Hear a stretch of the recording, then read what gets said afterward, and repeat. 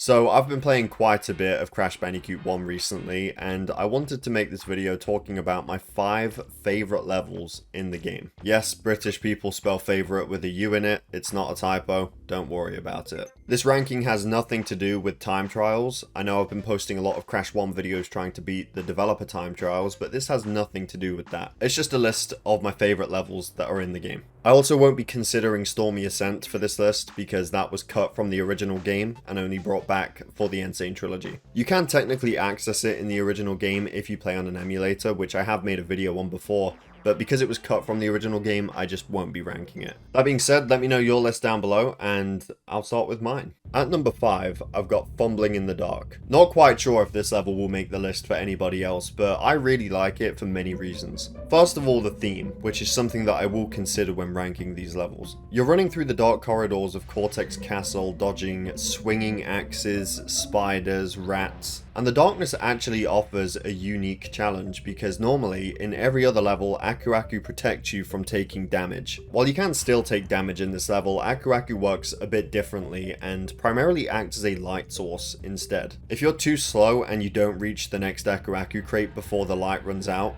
good luck getting to it because you won't be able to see anything. Like I said, you can take damage and live, but most of the time it's going to result in death either way because you can't see. Outside of those few instances where you can predict the few remaining jumps that you need to make it to the next crate, feels really good and rewarding when that happens, but again, most of the time, that's not how it goes. I love the theme of the level, I love the Aku Aku light gimmick and the challenge it offers, having to get through quickly and without taking damage, or having to get to the next box without being able to see. I think it's a brilliant level. At number 4, I've got Toxic Waste. Some people might be wondering why I'm putting this on the list, thinking it's literally just a straight line. And while you're not wrong, for me, it's a memorable straight line. This is a standout level in my mind when I think about Crash 1. Being surrounded by toxic waste while you're dodging the barrels that Pinstripe's goons are throwing at you. It's not the most difficult or challenging level, but having a more laid-back level like this is quite refreshing, especially in the original Crash 1. In the Insane Trilogy version of Crash 1, the only levels that you had to complete deathless were the colored gem levels. In the original game, every single level had to be completed deathless if you wanted the gem, so toxic waste being relatively easy was a nice break. You have to complete this one deathless in the Insane Trilogy 2 for the blue gem, but it's really not that difficult, so it doesn't really matter. The hardest part in this level, the thing that got me the most, was miscalculating where the bouncing barrels were going to land. Okay, it's gonna land on that one, right?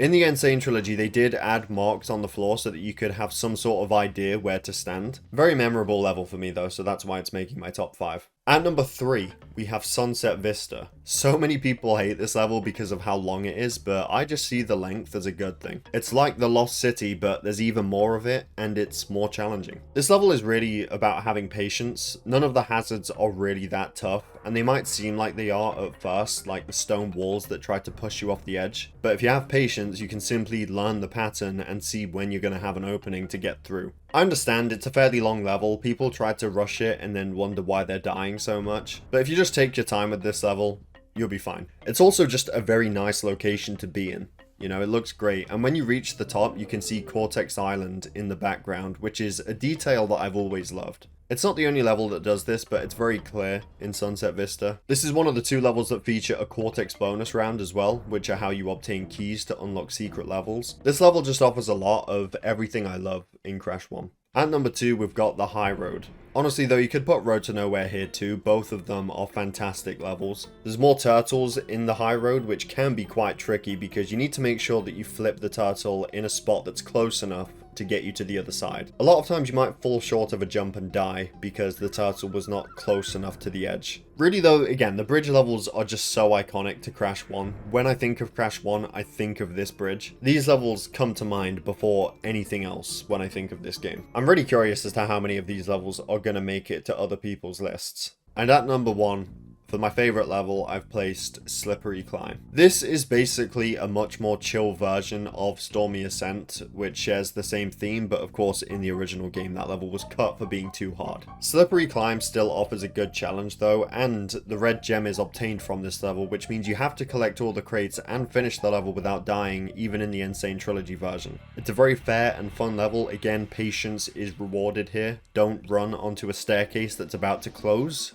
Otherwise, you'll slide off and die. Also, I have to mention this is one of the best themes in the entire game. You're traveling across the outskirts of Cortex Castle at night in the rain. It's such a brilliant theme, and it's something that you expected too, because earlier on in the game you saw Cortex Island all the way off into the distance. I love that whole aspect of Crash 1, and I feel like the whole game gets overlooked quite a bit when talking about the trilogy. I know the later games added vehicles and expanded upon Crash's moveset, added relics and stuff like that, but it's great. If I had to rank the Crash trilogy, I would have to put Crash 1 in my top 3.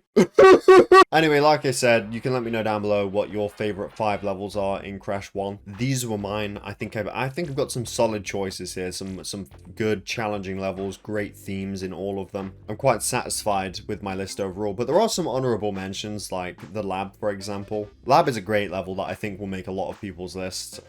Generator Room is another one. Great atmosphere in Generator Room. The machinery levels, Castle Machinery, Heavy Machinery, they're fantastic as well. They have great soundtracks too. Crash 1 has so many good levels, which is why I'm interested to see what other people rank as their favorites. But that being said, thank you for watching. I hope you all enjoyed. Definitely subscribe if you're new here, and I'll see you all in my next video.